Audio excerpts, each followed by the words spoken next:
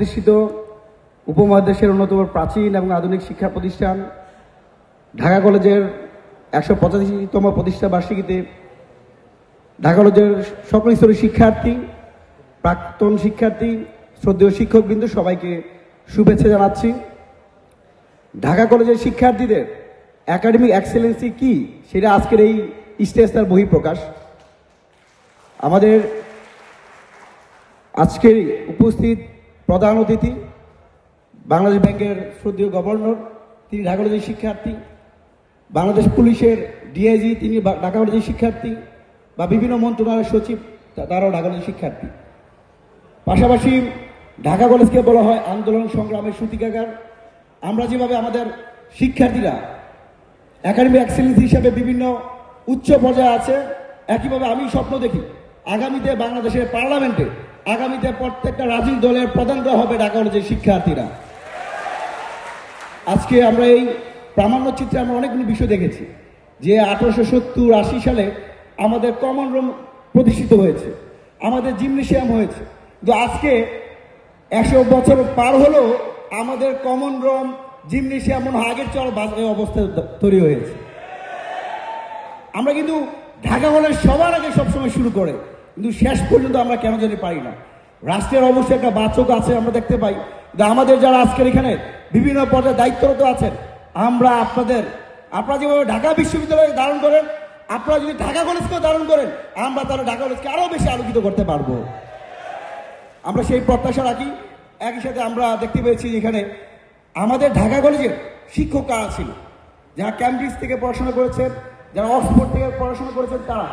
কিন্তু আজকে খুব দুঃখ লাগে, কষ্ট লাগে, ঢাকা কলেজের আজকের প্রতিষ্ঠা বার্ষিকী, সেই দিনেও আমাদের শ্রদ্ধেয় শিক্ষকরা কর্মবিধি পালন করছে।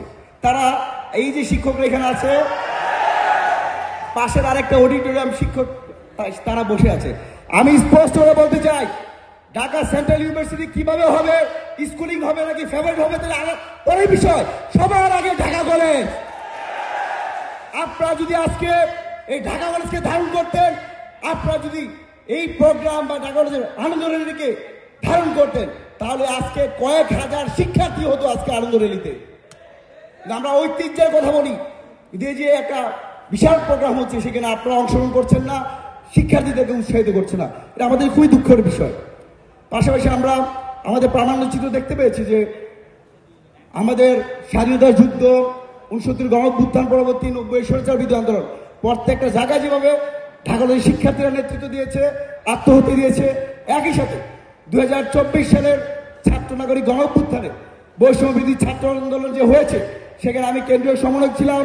আমি দায় নিয়ে বলতে পারি, এই ঢাকা কলেজের শিক্ষার্থীরা সায়েন্স ল্যাব, নীলক্ষেত, মোহাম্মদপুর তথা পুরো বাংলাদেশে যে ভূমিকা রেখেছে, সেই ভূমিকা না রাখলে অভ্যুত্থান হতো না।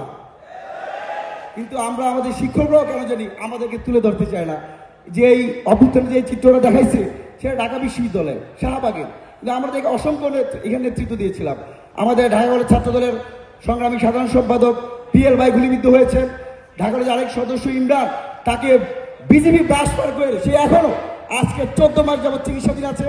ঢাকা কলেজের শিক্ষার্থী আজ আমার জীবন সমন্বয়ক ছিলেন, তারা পুলিশ তাকে ভারী দিয়ে তার মেরুদণ্ড ভেঙে দিয়েছে।